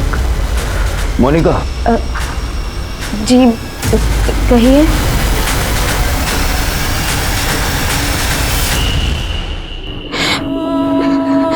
मुझे अभी भी यकीन नहीं हो रहा कि अभिजीत इस दुनिया में ही नहीं रहा। और आप देर रात तक बातें करते थे, सच है ना? हाँ, मैं और अभिजीत एक दूसरे से बहुत प्यार करते थे। हम शादी भी करने वाले थे। लेकिन फिर वो गायब हो गया। उसने मुझे मैसेज भी किया था कि मैं उसे भूल जाऊं। फिर भी मैं उसे लगातार मैसेज करती रही, कॉल करती रही, लेकिन उसका फोन बंद था। अच्छा, अभिजीत की किसी के साथ कोई दुश्मनी थी, कोई लड़ाई झगड़ा? देखिए हमसे कुछ छुपाने का फायदा नहीं है, जो भी है साफ साफ बताइए।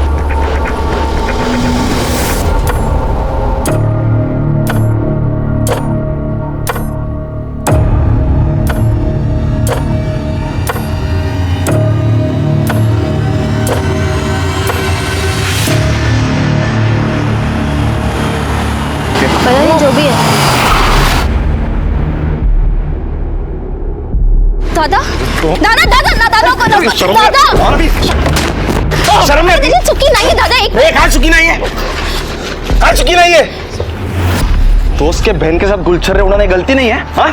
तेरे को समझ नहीं आता दोस्त बन के ऐसे दगा दे रहा, शर्म नहीं आती तेरे को? देख देख प्रवीण, मैं मोनिका से प्यार करता हूँ और मैं उसे कोई धोखा नहीं दे रहा हूँ। मैं मोनिका से शादी करना चाहता हूँ।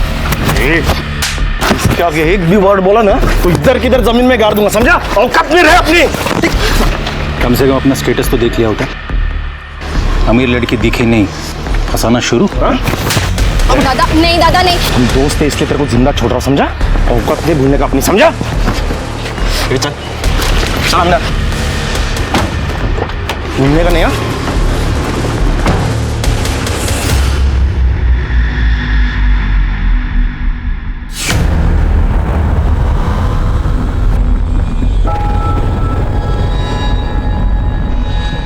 मोनिका, तुम यहाँ और ये सामान? मैंने अपना घर छोड़ दिया है। पर इससे तो प्रवीण और भी नाराज हो जाएगा। अब चाहे जो भी हो जाए अभिजीत, मैं यही रहूंगी। और तुमने मुझसे शादी का प्रॉमिस किया था, उसका क्या हुआ? हाँ मोनिका। देखो देखो अभिजीत, मोनिका, अगर तुम दोनों शादी करना चाहते हो तो कर सकते हो, हमें कोई एतराज नहीं है। हो ना गा? मोनिका, मोनिका, मोनिका, तुझे अपने घर की इज्जत का जरा भी ख्याल नहीं। चल मेरे साथ। दादा चल मेरे साथ, चल मेरे साथ। मोनिका, मोनिका, मैं इसे अभी नस काट लूंगी। पूरा मुझसे। मोनिका, रख दो उसे। मोनिका बात सुन मेरी, फेंक दे वो चाकू, फेंक दे ना। तुझे पता है तेरी खुशी के आगे मुझे कुछ नहीं चाहिए। तू जो कहेगी ना वैसा ही होगा। मैं खुद तुम दोनों की शादी करवाऊंगा, ठीक है? प्रॉमिस। रख दे बेटा। खरस दादा, मैं बता नहीं सकती मैं कितनी खुश हूँ। उसके बाद सब ठीक हो गया था। प्रवीण दादा को भी अभिजीत से कोई प्रॉब्लम नहीं थी। वो हमारी शादी भी कराने वाले थे, पर फिर अभिजीत कहीं चला गया। लेकिन मैंने सपने में भी नहीं सोचा था कि उसका कोई खून कर देगा।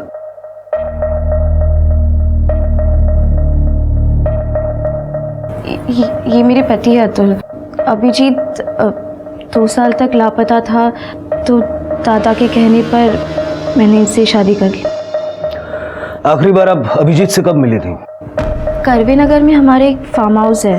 कुछ 2 साल पहले 14 जनवरी को दादा को एक बहुत बड़ा प्रोजेक्ट मिला था। उसी को सेलिब्रेट करने हम सब वहाँ गए थे। मैं, दादा, अभिजीत, अतुल, हम टेरेस पर पार्टी कर रहे थे और इन लोगों ने दोपहर को ही पीना शुरू कर दिया था। अभिजीत, मुझे ना बहुत अर्जेंट काम आ गया, मुझे निकलना पड़ेगा। हाँ, अभी तो पार्टी स्टार्ट हुई है। बहुत इम्पोर्टेंट है। So sorry. इसलिए करीबन 4:30-5 बजे तक मैं घर निकल आई थी। उसके बाद मैंने अभिजीत को कभी नहीं देखा। मोनिका के जाने के बाद फार्म हाउस पे क्या हुआ था?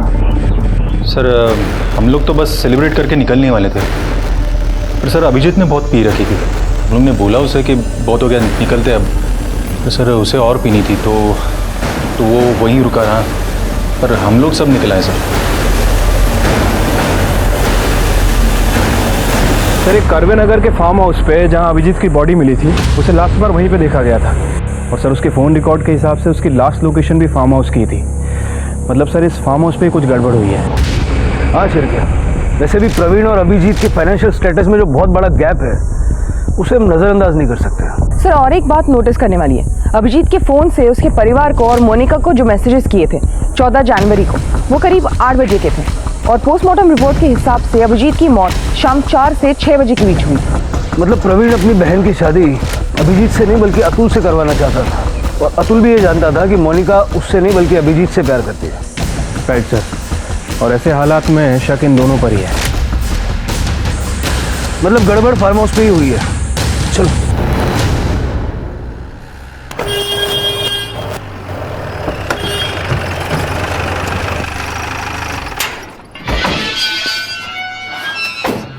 देशमुख फैमिली का फार्म हाउस है नहीं? हाँ सर।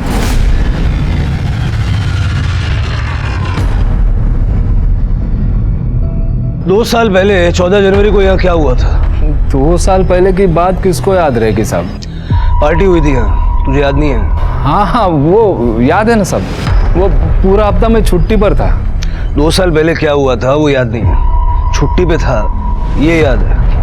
हाँ साहब, वो मेरी बेटी की शादी थी ना तभी। प्रवीण लास्ट टाइम कब आए थे?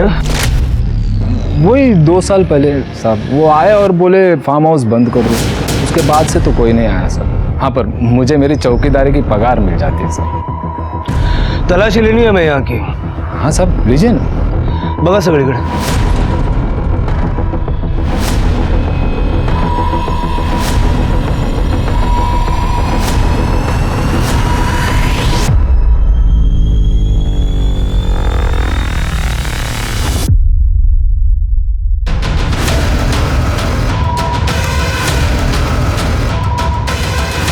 शिरके, कुछ मिला क्या? नहीं सर, यहाँ बहुत सारी शराब की बॉटल्स हैं। लगता है यहाँ पर रेगुलर पार्टीज होती थी।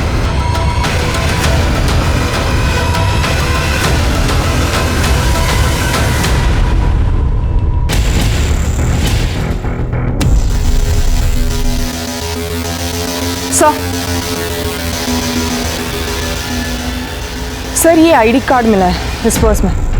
अभिजीत जाधव।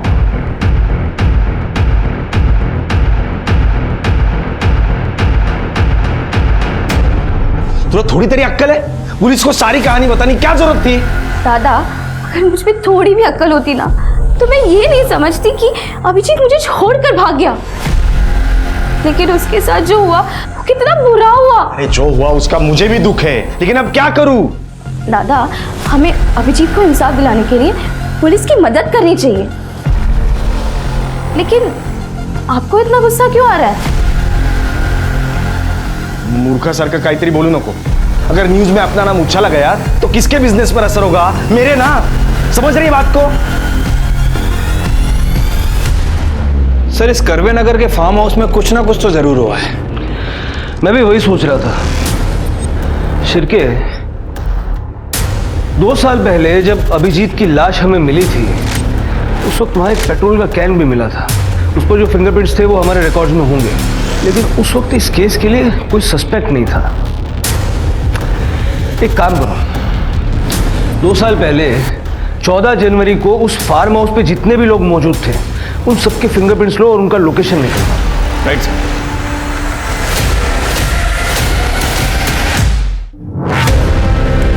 सर, अभिजीत हमारा दोस्त था सर। उस दिन से उसका गायब होना, फिर उसकी मौत की खबर सुनकर हम भी बड़े दुखी है सर। सर, उस दिन फार्म हाउस से हम लोग निकल गए थे, वो अकेला ही था। कौन कहाँ था ये तो जल्दी पता चल जाएगा। सर, हम लोग सच कह रहे सर, हम लोग फार्म हाउस से निकल गए थे। हमने तो सब बता दिया, फिर भी आप बार बार हमें क्यों परेशान कर रहे हैं सर? देखो, अगर तुम लोग इनोसेंट हो तो डरने की कोई जरूरत नहीं। सच तो जल्दी सामने आएगा ही।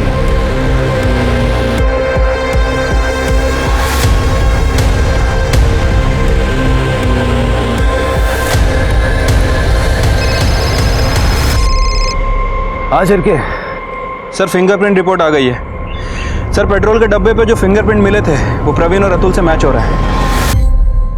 मतलब खून इन्हीं दोनों ने किया है। Right sir. 14 जनवरी 2017 उस दिन के तुम दोनों के मोबाइल लोकेशन निकाले हमने। कहाँ के थे पता है? भारती नगर, जहां अभिजीत की लाश को जलाया गया। वहां हमें पेट्रोल का कैन भी मिला था, उस पे तुम दोनों के फिंगरप्रिंट्स हैं। सर, हमारा यकीन कीजिए, हमने अभिजीत को नहीं मारा। अपनी बहन की शादी अभिजीत से करवाने का सिर्फ ढोंग कर रहा था। तू चाहता था कि तेरी बहन की शादी अतुल से हो, और आखिर में तुम दोनों ने मिलके अपने मन की हसरत पूरी कर ली। नहीं सर, हम सच कह रहे हैं, हमने अभिजीत को नहीं मारा। सर, हम लोग फार्म हाउस से निकल गए थे, वो नशे में तो वहीं पे रुका था। हमने नहीं मारा उसे। झूठ बोल रहा है सर ये, और इसके वॉचमैन ने भी हमसे झूठ बोला था। उस दिन 14 तारीख को वॉचमैन फार्म हाउस पे ही था। उसकी बेटी की शादी तो 10 जनवरी को ही हो गई थी। वॉचमैन ने 14 तारीख को शाम को 7 बजे फार्म हाउस फ़ोन किया था, और उसके बाद ये प्रवीण फार्म हाउस आया था। सर, मैं सब कुछ सच बताता। बता, जल्दी बता।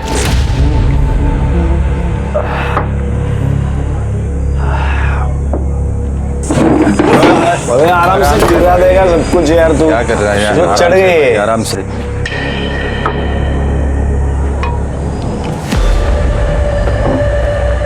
सुना मैं क्या बोल रहा हूँ? अरे क्या कर रहे हैं यार? अबे ऊपर मत जा अभिजीत। ओपन वायर है, शॉक लग जाएगा। अबे कुछ नहीं होगा यार, आजा। अरे पिया हुआ है तू, उधर मत जा भाई, नीचे आ जा। उस शाम हमारी पार्टी ठीक ठाक चल रही थी, लेकिन अचानक तब हमारे क्लाइंट का मुझे कॉल आया। अभी मेहता का फोन है, क्लाइंट अपना। हेलो, हाँ सर। हाँ सर, पहुंचता हूँ। ए भाई, हम लोग जा रहे हैं, आ रहा है क्या तू? लेकिन वो आने के लिए तैयार ही नहीं था। फिर हम लोग निकल गए। फिर 1-1.5 घंटे के बाद वॉचमैन का मुझे फ़ोन आया। उसने मुझे बोला कि वो अभिजीत ज़मीन पर गिरा है, मर चुका है। फिर हम लोग तुरंत वहाँ पे गए और देखा कि वो जलने की बू आ रही है। मतलब वो ओपन इलेक्ट्रिक वायर का शॉक लगा होगा, ये ऊपर से नीचे गिर गया। हाँ, ऐसे ही हुआ होगा ना? मुझे लगता है पुलिस को बोलना पड़ेगा यार। दिमाग तो ठीक है तेरा।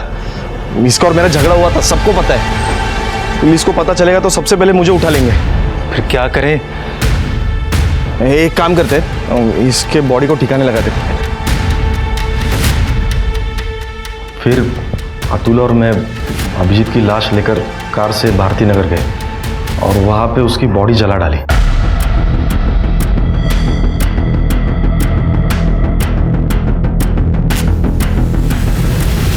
आज के बाद अभिजीत के बारे में कोई भी कुछ भी बात नहीं करेगा। और फिर बाद में राजाराम वॉचमैन को पैसे देके उसको चुप करवाया।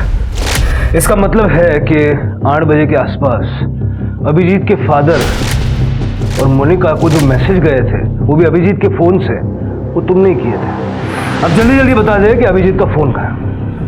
अभिजीत का फोन सर? हमने अभिजीत का फोन नहीं देखा सर। सच कह रहे सर। तुम दोनों की बातों में सच्चाई कितनी है ये जल्दी पता लग जाएगा। पेट्रोल छिड़ककर अभिजीत की लाश को आग में झोंकने वाले अतुल और प्रवीण पुलिस की गिरफ्त में थे, लेकिन क्या सचमुच उन्हीं दोनों ने अभिजीत को मौत के घाट उतारा था, या अभिजीत का कातिल अभी भी खुली हवा में सांस ले रहा था? पुलिस असली कातिल तक पहुंच पाती उससे पहले इस केस में एक और हैरतंगेज मोड़ आना अभी बाकी था।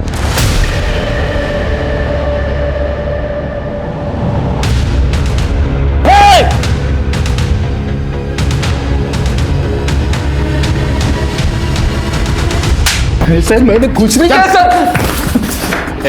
चुपचाप बैठ। तेरे चूहे को बिल से निकाल लिया। ऐसे भाग रहा था जैसे इसे कभी पकड़ ही नहीं पाएंगे। नहीं साहब, मैं भाग नहीं रहा था, मैं एकदम अर्जेंट काम से जा रहा था साहब। जा रहा था? हैं? तेरा काम कितना अर्जेंट है अभी पता चल जाएगा। शिरके, इसके घर की अच्छे से तलाशी लो। अभिजीत के केस से जुड़ी कोई भी चीज हो ढूंढ निकालो। देखते हैं कब तक सच छुपाता है। ठीक है सर। चुपचाप बैठे रहे।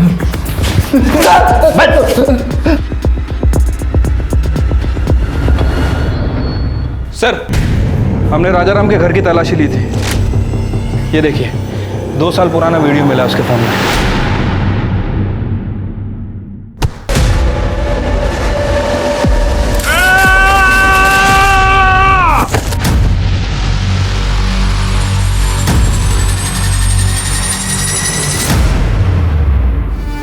ये वीडियो राजाराम के हाथ कैसे लगा? सर वो तो नहीं पता, लेकिन जब मैंने इस राजाराम का बैंक अकाउंट चेक किया सर, मेरा शक और बढ़ गया।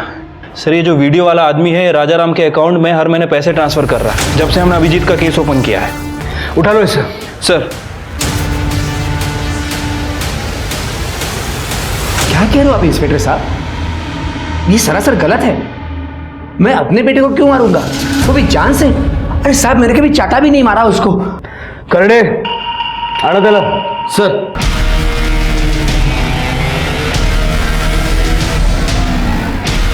राजाराम, इस राजाराम के अकाउंट में गलती से पैसे चले गए। शिरके देखो जरा, ये देखो, ये वीडियो 2 साल पहले 14 जनवरी को शाम के 5:15 बजे करवे नगर के एक फार्म हाउस की। क्या कर रहे थे वहां? मैं कहीं नहीं गया था। अभिजीत को मारते वक्त तो तुमने अपना फोन स्विच ऑफ रखा था, लेकिन जब उसकी लाश को जलाया भारती नगर में, वहां तुम्हारा फोन स्विच्ड ऑन था।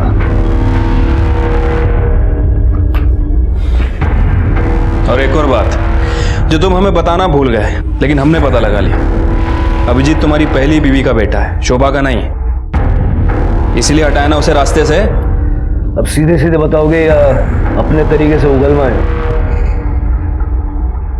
अभिजीत की माँ सरिता मेरी पहली बीवी थी, उसका देहांत हो गया। उसके बाद सरिता की बहन शोभा से मैंने शादी की, लेकिन अभिजीत को ये बात कभी नहीं बताई मैंने।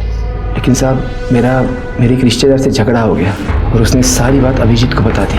उसको पता चला कि उसकी माँ उसकी सौतेली माँ है। तब से वो डिस्टर्ब हो गया साहब। ये कविता जो है वो मेरी और शोभा की बेटी है।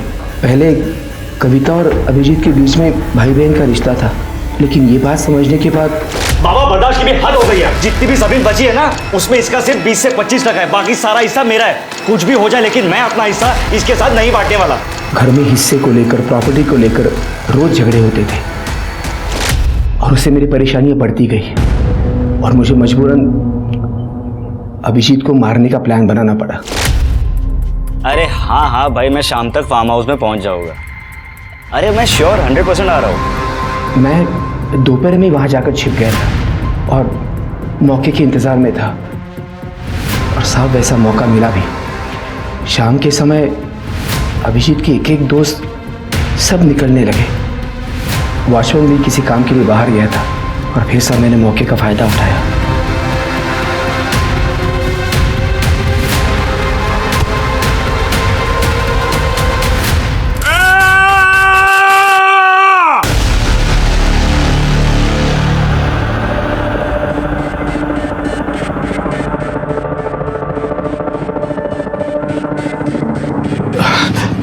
देखो, किसी को कुछ मत बोलना। मैं तुमको ना ये पूरा रख लो, लेकिन किसी को बोलना नहीं है। मैंने अभिजीत की जेब से उसका फोन निकाला और वही पास में छिप गया। वहां पर अभिजीत के 2 दोस्त हैं। एक काम करते हैं, इसके बॉडी को ठिकाने लगाते। उन्होंने उसकी लाश को गाड़ी में रखा। मैंने स्कूटी से उन दोनों की गाड़ी का पीछा किया और फिर मुझे तसल्ली हो गई कि मेरा प्रॉब्लम हमेशा के लिए सॉल्व हो गया। रात को मैंने अभिजीत के मोबाइल से खुद को और मोनिका को मैसेजेस किए। पिछले 2 साल से मैं राजाराम को पैसे दे रहा था। जिस बेटे ने अपनी किडनी तुम्हें देके तुम्हारी जान बचाई, तुमने उसी की जान ले ली। बाप कहलाने के लायक नहीं हो तुम। जिस तरह की मौत अभिजीत मरा है ना, उससे भी दर्दनाक मौत तुम्हें मिलनी चाहिए।